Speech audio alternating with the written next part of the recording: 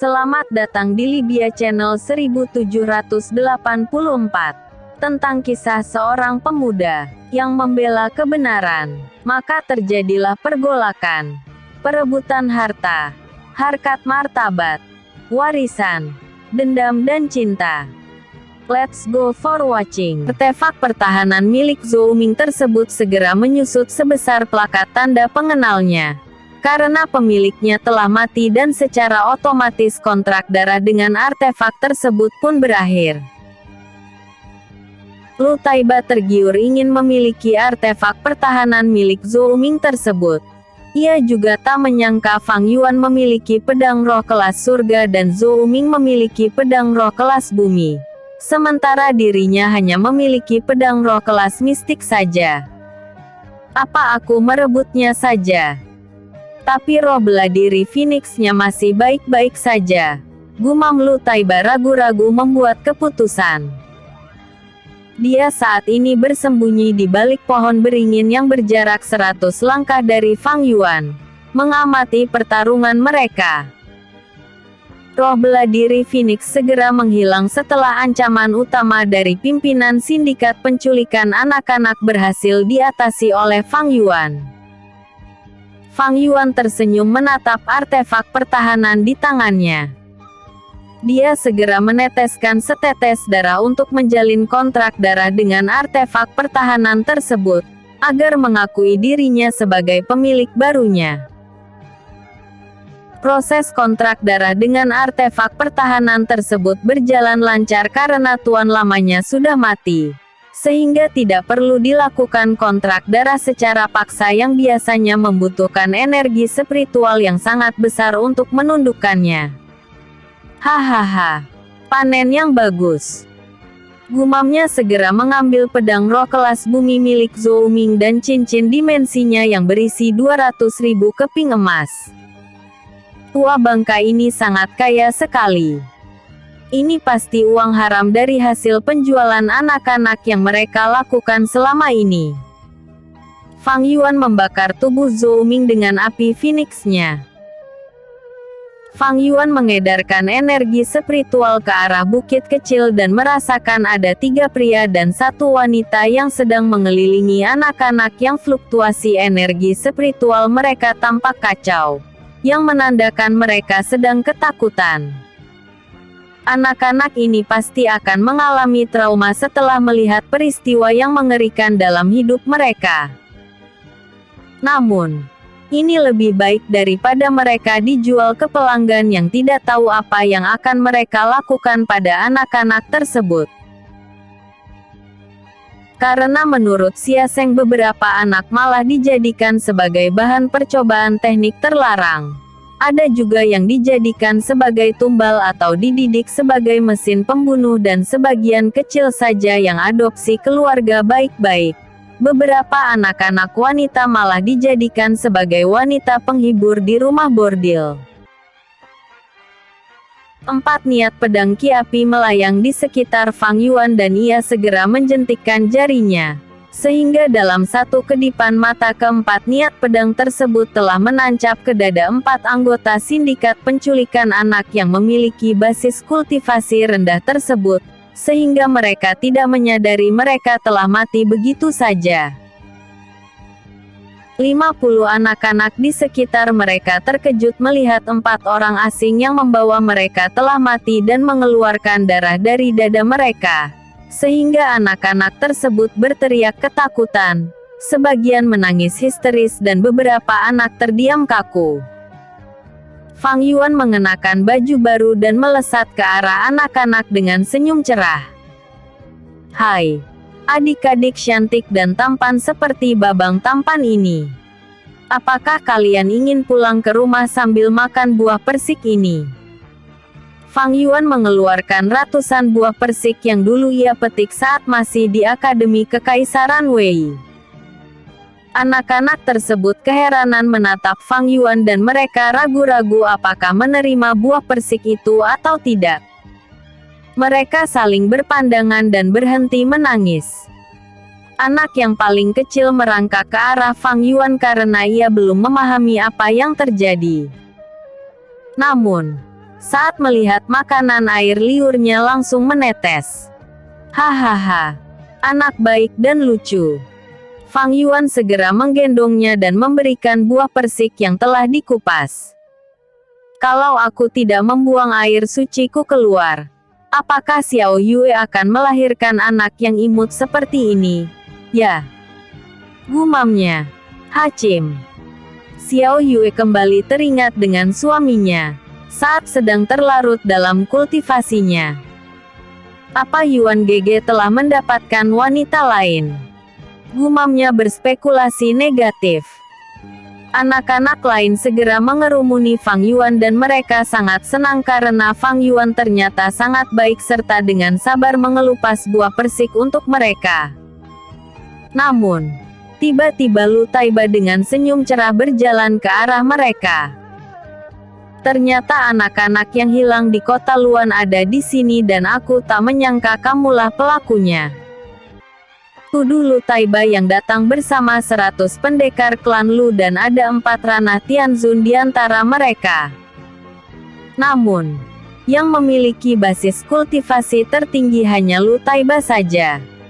Fang Yuan tersenyum dan karena telah membaca isi pikiran Lucia, dia tahu Zhou Ming telah menyogok Lu Taiba dengan 25.000 keping emas dan 1 pil immortal.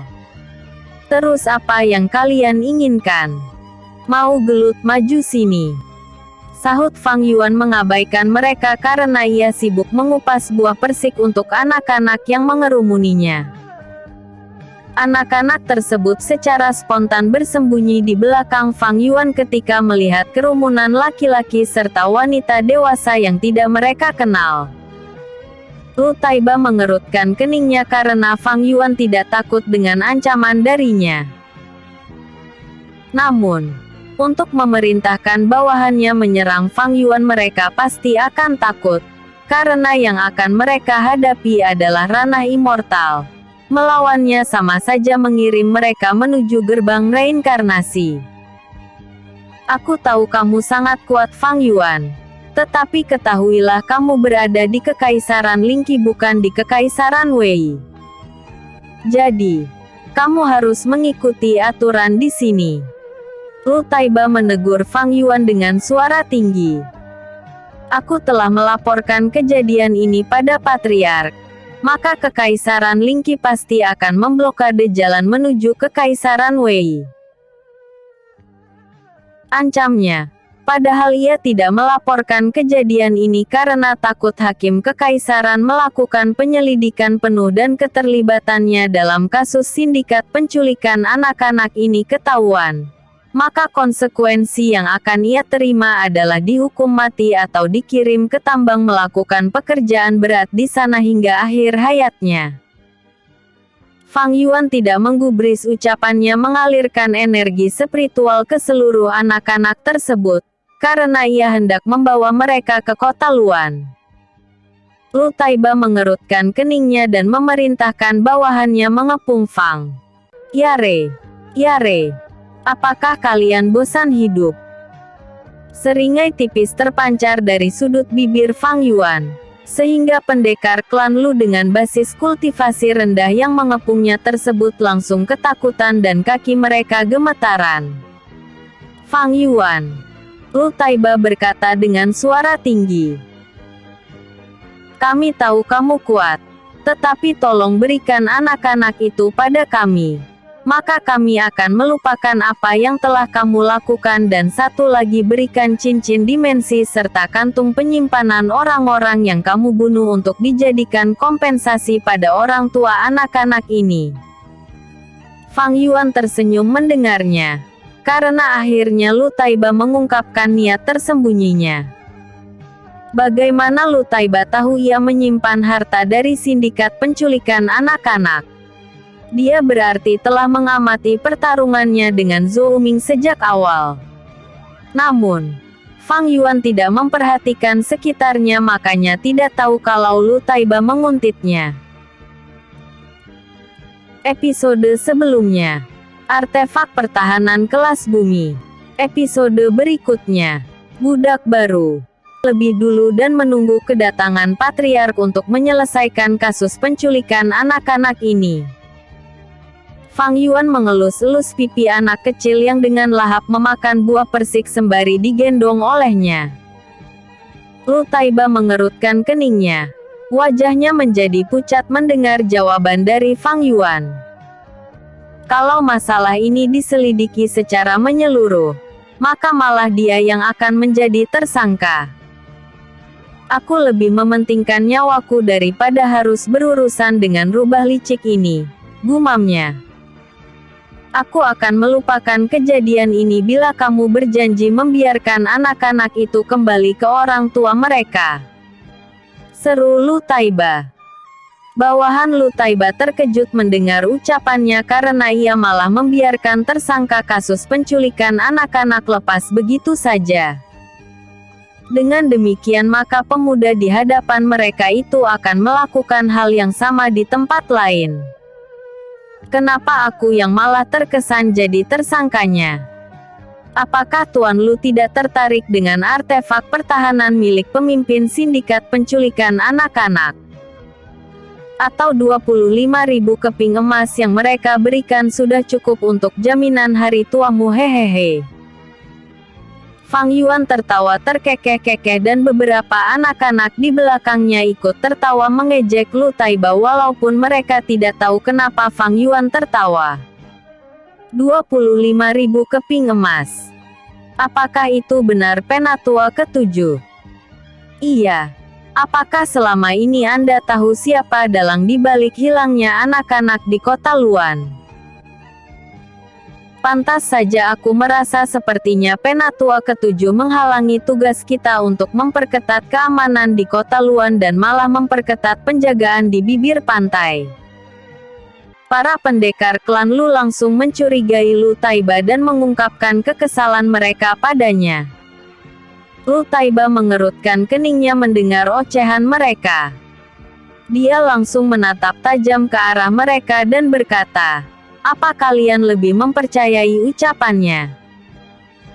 Aku berkata demikian karena kekuatannya jauh lebih kuat dari kita. Kalau begitu bagaimana kalau kita lawan dia bersama dan mati konyol bersama juga? Lu Taiba sangat kesal pada mereka. Dia juga tak menyangka kalau pemuda di hadapannya tidak takut dengan ancamannya. Malah kini dirinya yang diancam balik oleh pemuda itu. Baiklah. Bagaimana begini saja? Seringai tipis kembali terpancar dari sudut bibir Fang Yuan yang membuat Lu Taiba menelan air ludahnya yang terasa pahit. Kalian semua membawa anak-anak ini ke kota Luan dan kembalikan pada keluarga mereka. Namun, Penatua Lu Taiba harus tinggal di sini bersamaku karena ada yang ingin kubicarakan secara empat dengannya. Para pendekar klan Lu terkejut mendengarnya. Sedangkan Lu Taiba merasa hidupnya sudah berakhir. Tidak. Aku tidak bisa menerima usulan ini. Selalu Taiba dengan wajah pucat. Kamu harus menyerahkan mereka atau kami semua akan menyerangmu. Ancamnya. Sembari menghunus pedangnya. Para pendekar klan Lu terkejut dengan tindakannya. Karena itu sama saja membawa mereka ke alam kematian. Padahal Fang Yuan telah menawarkan cara damai untuk menyelesaikan masalah ini. Penatua ke-7. Kenapa kita tidak menuruti keinginannya saja? Oh, dia hanya ingin berbicara denganmu. Ya, jangan impulsif Penatua. Apakah Anda ingin membunuh kita semua? Kini tak ada yang mau mengikuti seruan Lu Taiba yang membuatnya makin marah dan langsung mengayunkan pedangnya ke arah anggota klan Lu yang ada di sebelahnya.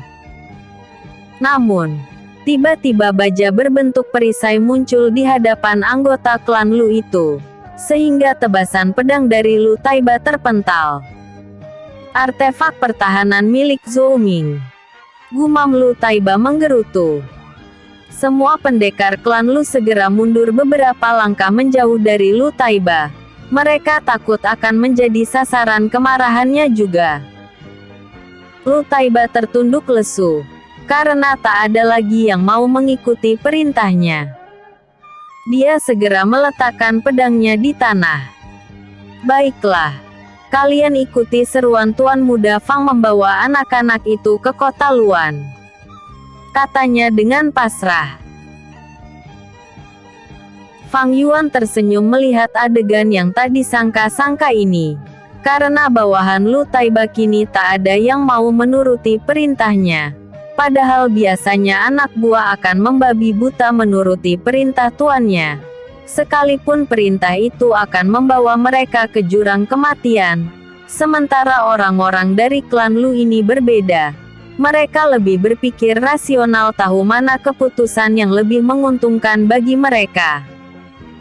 Kembalikan mereka ke orang tua mereka dan kami akan berbicara bisnis dengan penatua Lu Taiba. Hehehe. Fang Yuan tertawa terkekeh-kekeh.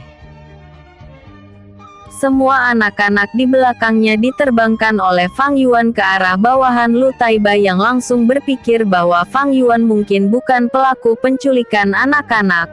Karena bila ia mau, bisa saja ia melenyapkan mereka semua dan membawa seluruh anak-anak bersamanya. Dadah, babang tampan. Salah satu anak-anak itu melambaikan tangan pada Fang Yuan dan yang lainnya langsung melambaikan tangan juga. Selamat tinggal adik-adik yang cantik dan tampan. Hiks. Kenapa rasanya sangat mengharukan? Padahal kita hanya bertemu beberapa saat saja. Fang Yuan menyeka air matanya, sehingga para pendekar klan Lu keheranan melihatnya. Karena mereka tidak tahu tindakan Fang Yuan ini tulus dari hatinya atau sedang berakting saja di depan anak-anak kecil tersebut untuk menghibur mereka. Namun, para pendekar klan Lu segera meninggalkan bukit kecil tersebut dengan tergesa-gesa. Mereka takut Fang Yuan akan berubah pikiran. Hanya dalam beberapa tarikan nafas saja, kini tinggal Fang Yuan dan Lu Taiba saja di sana, yang bertekuk lutut di tanah, pasrah menerima tindakan apapun yang akan Fang Yuan lakukan padanya. Fang Yuan menatap ke arah kota Luan. Angin sepoi-sepoi membuat jubahnya menjuntai-juntai. Suasana menjadi hening karena tak ada yang mau berbicara lebih dulu. Apakah kamu ingin hidup, Pak Tua? Kata Fang Yuan yang membuat detak jantung Lu Taiba berdebar-debar mendengarnya. Tentu saja aku ingin hidup Tuan Muda Fang, sahut Lu Taiba dengan cepat. Aku akan membiarkanmu hidup, tetapi bayarannya sangat mahal. Hehehe. Tiba-tiba Fang Yuan telah muncul di depan Lu Taiba yang langsung menundukkan wajahnya. Takut Fang Yuan akan marah. Serahkan semua emas milikmu dan menjadi budakku. Bagaimana? Lu Taiba terkejut mendengarnya. Budak? Kenapa aku menjadi budak Anda, Tuan Muda Fang? Dia merasa ada niat buruk yang ingin dilakukan Fang Yuan pada klan Lu-nya. Fang Yuan berbalik badan dan menatap ke arah kota Luan lagi. Yah, kamu cuma bertindak seperti biasanya saja. Namun, bila kamu mendengar informasi penting di Kekaisaran Lingqi ini maka kamu harus segera mengirim pesan padaku, sahutnya. Itu saja. Lu Taiba terkejut mendengarnya. Ini di luar dugaannya yang mengira akan dijadikan budak untuk menghancurkan klan Lu atau memata-matai Kekaisaran Lingqi. Kamu tidak mau? Fang Yuan menoleh ke arah Lu Taiba yang langsung tersenyum masam. Tentu saja aku mau, Tuan Muda Fang. Sahut Lu Taiba segera mengeluarkan 25.000 keping emas miliknya. Fang Yuan segera menggunakan teknik cuci otak pada Lu Taiba, sehingga pria sepuh ranah Sein itu berada di bawah kendalinya dan Fang Yuan langsung mengerutkan keningnya saat melihat sekilas isi pikiran Lu Taiba, yang ternyata tipe penatua yang suka korupsi dan menerima sogokan. Episode sebelumnya. Tertuduh. Episode berikutnya. Hutan gelap. Energi spiritual yang ada di sini, sehingga hutan gelap ini menjadi tandus. Fang Yuan tidak langsung berkultivasi, tetapi ia mengelilingi kawasan hutan gelap dengan artefak kapal terbangnya untuk memastikan apakah kini ada siluman yang mendiami tempat tersebut. Tak ada siluman apapun di sini. Tetapi untuk memperlancar proses penerobosanku ke ranah Chaos Ancient God, maka aku akan menghabisi semua siluman yang berada dalam radius 10 mil dari kawasan hutan gelap. Gumam Fang Yuan segera memulai aksinya. Sekumpulan siluman burung bangau sedang memperhatikan ikan-ikan kecil di sebuah sungai kecil yang berjarak 5 mil dari hutan gelap. Tetapi tiba-tiba dari langit muncul roh bela diri Phoenix yang langsung tanpa aba-aba atau peringatan meluncurkan bola-bola api seperti meteorit menghantam sekumpulan siluman bangau. Tidak sampai di situ saja. Aliran sungai kecil juga dibombardir dengan bola-bola api untuk melenyapkan ikan-ikan kecil yang menghuni sungai tersebut. Arah barat dari hutan gelap atau yang mengarah ke kota Dongnan, kantor pusat dari paviliun teratai putih. Fang Yuan terbang ke arah sebuah gunung yang fluktuasi energi spiritual di sana cukup tinggi yang menandakan ada siluman yang menghuni gunung tersebut.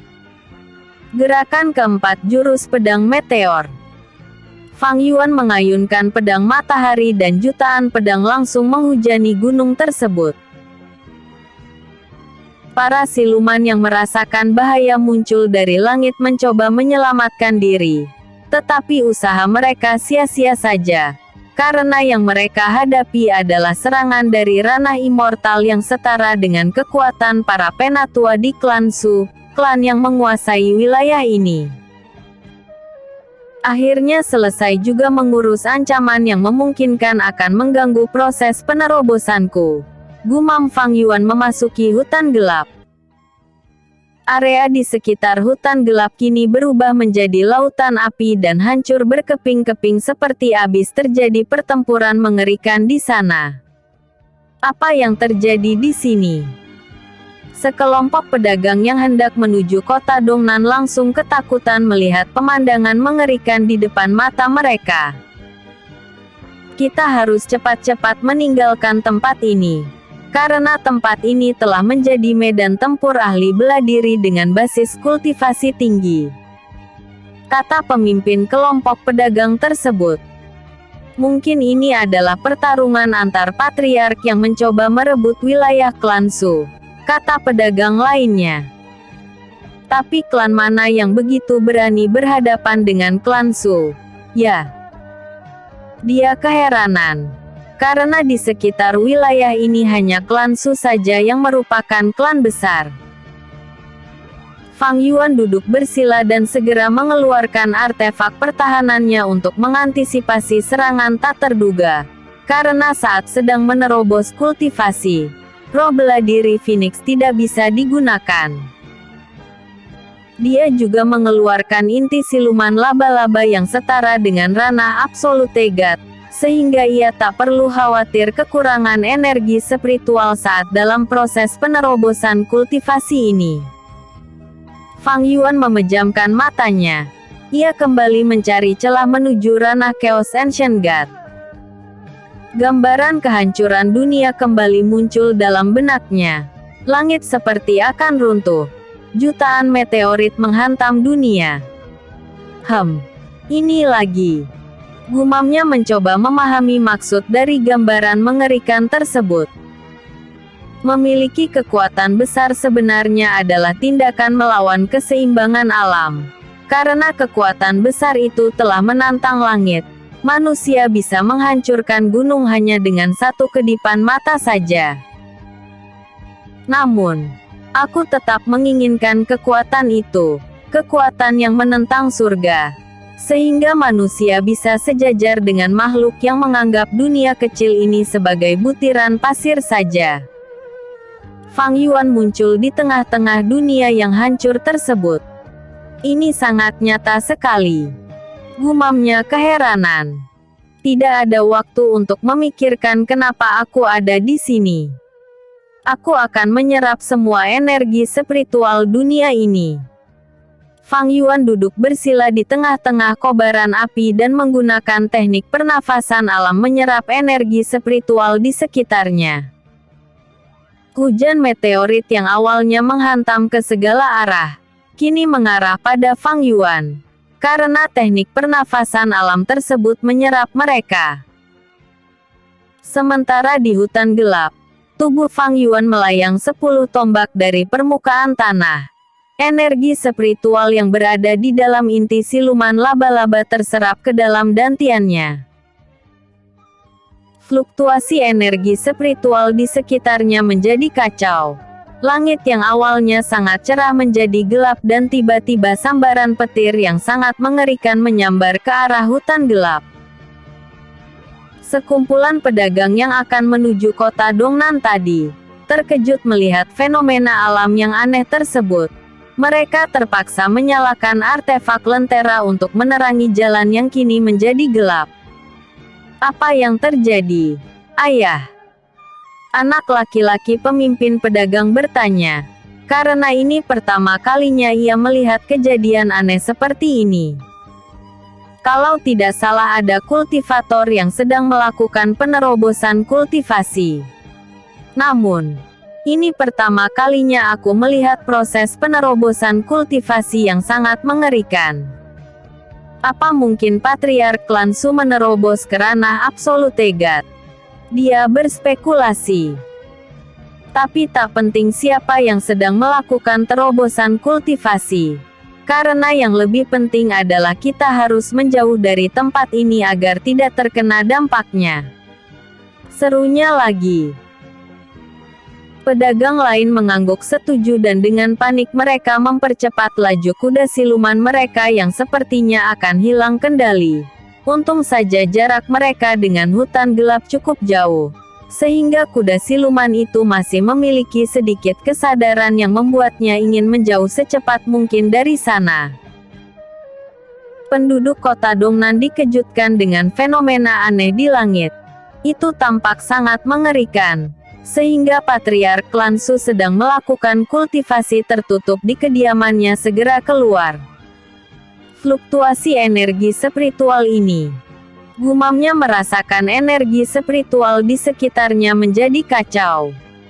Siapa yang berani melakukan penerobosan kultivasi di wilayahku ini? Apa ia sudah gila atau ingin menghancurkan wilayah Klan Su dengan meminjam kekuatan para siluman yang hilang kendali? Dia berspekulasi. Apa yang terjadi, Ayah? Suling terbang ke sebelah Patriark Klan Su dan menengadah menatap langit. Fenomena ini sangat mengerikan, gerutunya. Ada ranah immortal yang sedang menerobos ke ranah Chaos Ancient God di hutan gelap dan sepertinya dia bukan anggota Klan Su kita, sahut Patriark Klan Su yang melihat semua penatua ternyata berada di sini. Larang para penduduk atau para pendekar mendekat ke sana dan para penatua ikuti aku. Patriark Klan Su segera menuju hutan gelap bersama dengan para penatua. Suling juga mengikuti ayahnya, karena ia penasaran kultivator dari klan mana yang berani menyinggung kelas Su tersebut. Lihat itu. Kuda-kuda siluman yang mereka tumpangi telah hilang kendali dan saling bertarung. Seru Suling terkejut melihatnya, karena ada beberapa orang di dalam gerbong kereta yang ditarik oleh kuda siluman yang mengamuk. Aku akan menolong mereka. Setelah penatua kelima langsung menjentikkan jarinya, sehingga muncul puluhan niat pedang yang melesat ke arah kuda siluman yang hilang kendali. Kuda-kuda siluman tersebut langsung tewas, sehingga para pedagang tersebut terselamatkan. Terima kasih penatua kelima telah menolong kami, kata pemimpin pedagang sembari menangkupkan tinju walaupun tubuhnya dipenuhi luka-luka karena berupaya menyelamatkan anaknya dan pedagang lainnya. Penatua kelima tersenyum dan berkata, apakah kalian tahu apa yang terjadi di sana? Dia menunjuk ke arah hutan gelap. Kami juga tidak tahu Penatua kelima. Tetapi saat kami memasuki kawasan ini, kami melihat di sekitar hutan gelap telah dipenuhi kobaran api dan bekas pertarungan yang mengerikan. Tidak ada satu siluman pun yang tersisa, walaupun itu siluman yang terlemah. Sahut pemimpin pedagang memberikan penjelasan yang ia ketahui. Sungguh tindakan yang cerdik, kata Patriark Klan Su. Orang yang melakukan penerobosan kultivasi ini telah melakukan persiapan yang sangat matang untuk meminimalisir gangguan selama proses penerobosan kultivasi berlangsung dan ia pasti telah mengamati hutan gelap. Makanya memilih tempat ini untuk naik ke ranah Chaos Ancient God. Mungkinkah dia berasal dari klan kecil yang berafiliasi dengan klan Su kita? Namun, tindakannya tetap terlalu ceroboh karena tidak meminta izin lebih dulu pada kita. Sahut Suling mengutuk siapapun orang yang sedang melakukan penerobosan kultivasi tersebut. Episode sebelumnya, Budak Baru. Episode berikutnya, Ranah Chaos Ancient God hancur. Tetapi tubuhnya melakukan generasi secara otomatis dan ia kembali merasakan kesakitan. Kejadian ini berulang-ulang dan bisikan-bisikan agar ia menyerah melakukan penerobosan terdengar di benaknya. Namun, Fang Yuan segera menepis pikiran itu. Walaupun yang berbisik di telinganya adalah suara Xiao Yue, kakeknya, Patriark Klan Fang, ayahnya dan ibunya. Tetapi ia yakin itu hanya halusinasinya saja, karena merasakan siksaan yang sangat berat. 12 sambaran petir ilahi. Gumam Patriark Klan Su. Dia telah menerobos ke ranah Chaos Ancient God. Katanya lagi, sebaiknya kita serang dia sebelum pondasi kultivasinya stabil. Karena saat ini adalah keadaan terlemahnya. Seru Penatua pertama. Patriark Klan Su menganggukkan pelan dan sebuah niat pedang sebesar pohon kelapa melesat ke arah hutan gelap. Dalam satu kedipan mata saja, ledakan yang besar terjadi di sana. Apakah dia sudah mati? Suling bertanya pada ayahnya. Patriark Klan Su menggelengkan kepala. Sepertinya dia memiliki artefak pertahanan yang hebat. Pantas saja ia percaya diri melakukan penerobosan kultivasi di hutan gelap. Kurang ajar sekali orang ini. Aku akan melenyapkan dia sebelum orang itu menstabilkan basis kultivasinya, kata Penatua pertama meluncur ke arah hutan gelap. Dia kemudian melihat pemuda tampan sedang melayang di udara dan inti siluman yang setara dengan ranah Absolute God sedang mengalirkan energi spiritual ke dalam tubuh pemuda tersebut. Harta yang sangat mahal. Dari mana bocah ini mendapatkan inti siluman itu? Pantas saja ia dengan percaya diri melakukan penerobosan kultivasi di tempat terpencil ini. Gumamnya tidak berani menyerang Fang Yuan. Mungkinkah dia salah satu pangeran? Kabarnya pangeran kelima, ketujuh dan kedelapan itu sangat berbakat, serta menjuarai turnamen Naga Qingyun setahun yang lalu. Dia segera melaporkan kejadian tersebut pada Patriark Klan Su yang terkejut mendengarnya. Kemudian mereka mendekat ke arah Fang Yuan yang masih menyerap sisa dari energi spiritual yang terkandung di dalam inti siluman laba-laba. Suling langsung tercengang melihat pemuda tampan di depannya. Dia mengusap wajahnya berkali-kali.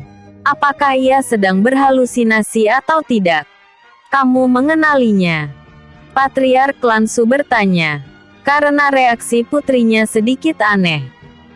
Dia adalah Fang Yuan yang setahun lalu dikejar-kejar oleh ranah Absolute God dari klan Xiao. Sahut Suling.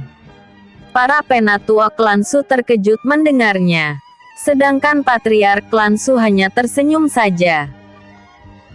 Karena setahun yang lalu Suling tetap meyakinkan dirinya agar membangun paviliun cabang teratai putih di kota Huoshan walaupun keuntungan mereka di sana sangat kecil. Namun, Suling mengatakan di masa depan Fang Yuan dan istrinya akan menjadi pendukung kuat untuk klan Su.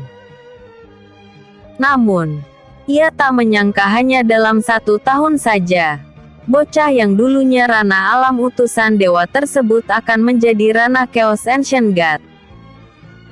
Ini adalah pencapaian yang sangat menantang langit, karena dirinya saja butuh waktu 100 tahun untuk mencapai basis kultivasi setinggi itu. Mungkin dalam 10 tahun ke depan ia akan menjadi Rana Absolute God pertama dalam sejarah Kekaisaran Wei, gumamnya sembari mengelus-elus jenggot putihnya.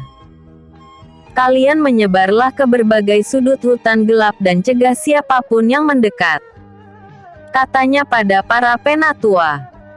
Kabar naiknya basis kultivasi Fang Yuan harus dirahasiakan, karena bisa saja ada mata-mata yang ditanamkan oleh klan Xiao di Kekaisaran Wei ini. Dia tidak ingin bibit unggul ini layu sebelum menjulang tinggi. Dia juga ingin Fang Yuan merasa berhutang budi pada klan Su-nya supaya di masa depan ketika klan Su sedang terpuruk maka Fang Yuan akan menolong mereka. Para penatua klan Su tersebut segera mengikuti instruksi dari patriark klan Su dan dugaannya benar. Para ahli bela diri dari berbagai klan mulai mendekati hutan gelap setelah fenomena aneh di langit menghilang. Mereka tentu penasaran siapa yang sedang menerobos ke ranah Chaos Ancient God tersebut. Salam penatua pertama. Aku Jenderal Wei Ling dari perbatasan ingin bertanya penatua klan Su mana yang beruntung menerobos ke ranah Chaos Ancient God itu. Jenderal Wei Ling penasaran dan tentu ia akan mengirim laporan kejadian ini pada Kaisar kalau kekuatan klan Su telah meningkat. Penatua pertama tersenyum masam dan berkata, sebenarnya patriark kami yang melakukan penerobosan kultivasi. Tetapi sayang sekali ia gagal menerobos ke ranah Absolute God. Apa? Kenapa ia sangat ceroboh sekali melakukan penerobosan di tempat ini?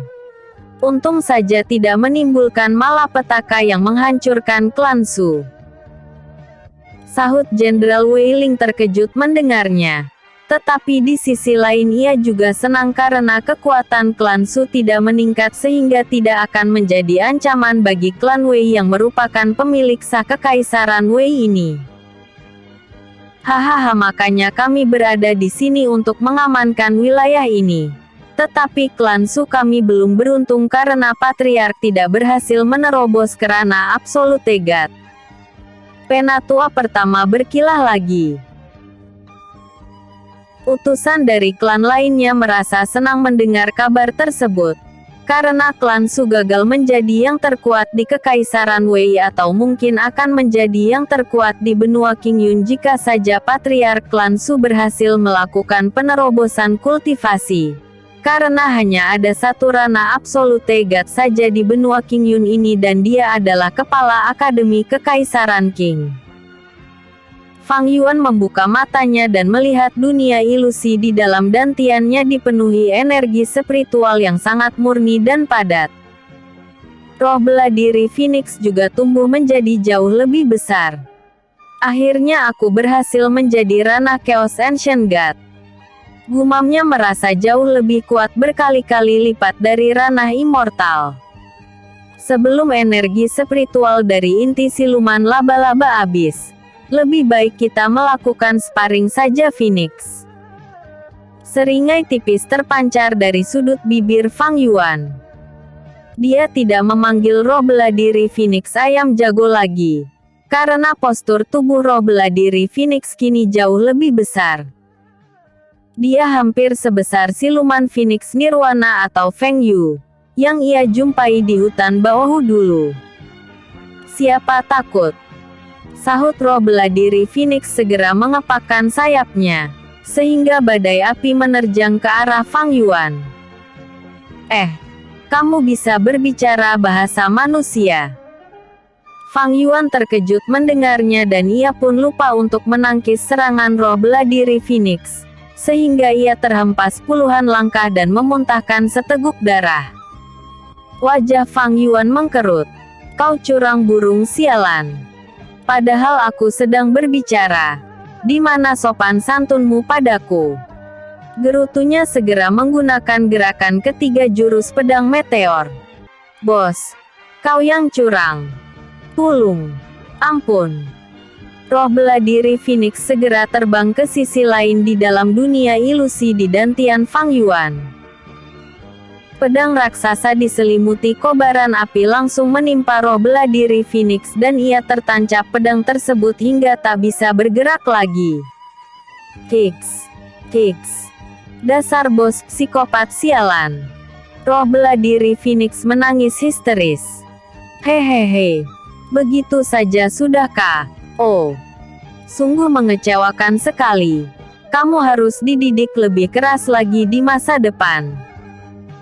Fang Yuan tertawa terkekeh-kekeh dan segera meninggalkan dunia ilusi di dalam dantiannya tersebut. Episode sebelumnya. Hutan Gelap. Episode berikutnya. Nona Muda Suling. Merupakan nona muda suling yang merupakan penyelamat hidupku. Kalau aku tidak mendapatkan informasi dari nona muda suling maka aku telah bereinkarnasi hahaha. Fang Yuan tertawa terkekeh-kekeh. Tetapi ia langsung terkejut saat melihat ada pria sepuh dengan basis kultivasi ranah Chaos Ancient God di belakang suling. Fang Yuan menyapa Patriark Su. Dia menangkupkan tinju untuk menunjukkan rasa hormat. Hahaha. Kamu tidak perlu sopan. Jujur aku sangat takjub padamu dan bersyukur suling memiliki teman sepertimu. Walaupun aku berharap kalian bisa memberikan aku cucu. Canda Patriark Klan Su. Ayah. Tuan muda Fang sudah memiliki istri. Teriak suling dengan wajah merah merona. Karena malu mendengar candaan ayahnya. Kan, tidak ada salahnya pendekar muda dan kuat dikelilingi wanita cantik. Mungkin 7 atau 10 kurasa itu tidak apa-apa. Sahut Patriark Klan Su yang membuat suling makin kesal pada ayahnya. Hahaha. Itu sebenarnya ide yang menarik. Tetapi aku sudah berjanji pada istriku untuk setia padanya. Mungkin wanita yang mau menjadi selirku harus menaklukkan energi spiritual esnya lebih dulu dan itu sangat berbahaya. Karena dia lebih dulu mencapai ranah Chaos Ancient God daripada aku. Fang Yuan tertawa terkekeh-kekeh. Patriark Klan Su mengerutkan keningnya dan tersenyum masam. Ternyata niatnya untuk menjadikan suling menjadi selir Fang Yuan ternyata tidak memungkinkan. Nona Yue juga telah menjadi ranah Chaos Ancient God. Suling terkejut mendengarnya. Kalau begitu klan Xiao akan naik status menjadi klan besar, katanya lagi. Selama kami belum kembali ke klan Xiao, maka lebih baik dirahasiakan dulu tentang basis kultivasi kami agar tidak mengundang masalah untuk mereka. Sahut Fang Yuan. Yang khawatir musuh-musuhnya melakukan tindakan nekat menyerang ke kota Huoshan, mengingat ia telah menyinggung banyak pihak kuat. Tenang saja. Paviliun Teratai Putih ahli dalam pengumpulan informasi dan kami akan tetap merahasiakan kejadian ini.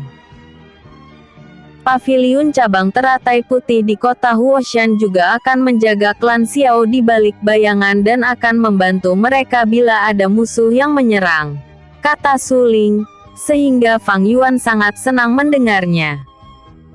Fang Yuan kemudian mengeluarkan cincin dimensi dan menyerahkannya pada suling. Terimalah ini sebagai kompensasi karena telah membantu kami menjaga klan Xiao dan dengan ini mungkin juga bisa membuat Paviliun Teratai Putih bersaing dengan Paviliun Sang Hui milik Kekaisaran hahaha. Suling dan Patriark Klan Su mengalirkan energi spiritual ke cincin dimensi tersebut dan keduanya langsung tercengang melihat ada banyak pil penempaan tubuh, pil roh, pil immortal, pil penyembuhan dan inti siluman. Ini sepertinya keuangan paviliun teratai putih tidak akan sanggup membayarnya, kata Suling yang tatapan matanya bersinar-bersinar melihat harta karun di dalam cincin dimensi tersebut. Fang Yuan tersenyum dan berkata, "Bukankah aku mengatakan itu sebagai kompensasi dan tidak perlu dibayar, hahaha. Dan paviliun teratai putih jangan menggratiskan produk kalian pada klan Xiao, agar mereka tetap bisa mandiri. Walaupun sebenarnya sih aku telah meninggalkan ratusan ribu keping emas untuk mereka." Suling segera menyimpan cincin dimensi tersebut sehingga Patriark Klan Yu sedikit cemberut karena putrinya tidak memberinya sedikit hadiah yang diberikan oleh Fang Yuan untuknya. Tuan Fang akan kemana setelah ini? Bagaimana kalau mampir dulu ke kota Dongnan? Tanya Suling berusaha mempererat hubungan dengan Fang Yuan. Aku harus kembali ke Sekte Pedang Bintang karena tidak baik bagiku berkeliaran tanpa perlindungan dari Penatua. Nona muda Suling pasti tahu aku memiliki banyak musuh dan aku tak ingin klan Su maupun paviliun teratai putih akan menjadi target mereka. Sahut Fang Yuan menolak tawaran dari Suling. Ya, itu memang pilihan terbaik. Jadi, hati-hatilah di jalan dan jangan sampai membuat kerusakan seperti di wilayah klan Su ini. Canda Patriark Klan Su, karena Fang Yuan menghancurkan wilayah di sekitar hutan gelap. Untung saja dia memberikan kompensasi yang sangat besar tanpa diminta lebih dulu. Fang Yuan mengeluarkan artefak kapal terbangnya dan langsung menghilang dari hutan gelap meninggalkan Patriark Klan Su dan Suling yang melambaikan tangan padanya. Seperti yang dikatakan oleh Suling, paviliun teratai putih langsung mengumumkan insiden yang terjadi di hutan gelap adalah kegagalan Patriark Klan Su menerobos ke ranah Absolute God. Lu Taiba sedang bersantai-santai di pos jaganya di pinggir pantai kota Luan. Atas insiden penculikan anak-anak di sana, posisi Penatuanya telah dicopot oleh Patriark Klan Lu dan ia kini hanya menjadi pendekar senior saja yang membimbing para pendekar pemula. Nama baiknya juga sudah rusak, sehingga tak banyak pemula yang mau satu tim dengannya. Seperti saat ini, ia hanya ditemani oleh 3 ranah alam langit saja. Ada fluktuasi energi spiritual aneh di depan sana. Tahun Lu Taiba. Seru pendekar yang menemaninya. Apa? Lu Taiba yang tak ingin terlibat dalam pertarungan hidup mati terkejut mendengarnya. Dia sudah trauma hampir dibunuh oleh Fang Yuan dan berakhir menjadi budak. Untung saja tak ada yang mengetahui ia mengalami nasib buruk itu. Kecepatan ini. Itu artefak kapal terbang. Cepat beritahu klan, kalau ada kekuatan asing yang mendekat. Pendekar pemula tersebut segera terbang ke kota Luan. Sedangkan yang lainnya memberitahu Penatua yang bertanggung jawab atas penjagaan bibir pantai yang berada di pos lain. Tangan Lu Taiba gemetaran menggenggam pedangnya. Karena kecepatan objek yang mendekati bibir pantai wilayah klan Lu itu sangat cepat dan tiba-tiba hanya dalam satu kedipan mata saja ia sempat melihat sosok pria tua berdiri di atas kapal terbang tersebut. Penatua ketiga klan Lu menghampiri Lu Taiba dan berkata, "Di mana objek tak dikenal itu saudara Lu Taiba?" Dia tetap bersikap sopan padanya. Karena mereka pernah sama-sama menjadi penatua klan Lu. Sayang sekali, objek itu adalah artefak kapal terbang dan hanya dalam satu kedipan mata ia telah menghilang menerobos wilayah klan Lu kita. Sahut Lu Taiba menghela nafas panjang. Aku tidak bisa mengukur basis kultivasinya. tetapi fluktuasi energi spiritual yang dikeluarkannya sangat besar. Kemungkinan basis kultivasinya di atas ranah immortal. Penatua ketiga terkejut mendengarnya. Tetapi mereka tidak bisa melakukan tindakan apa-apa karena mereka tidak tahu kemana tujuan orang asing tersebut. Kini mereka hanya menyerahkan masalah ini ditangani oleh Patriark klan Lu saja. Lu Taiba juga diam-diam mengirim pesan pada Fang Yuan bahwa ada artefak kapal terbang yang melintas di atas wilayah klan Lu. Episode sebelumnya, Ranah Chaos Ancient God. Episode berikutnya, Xing Xin.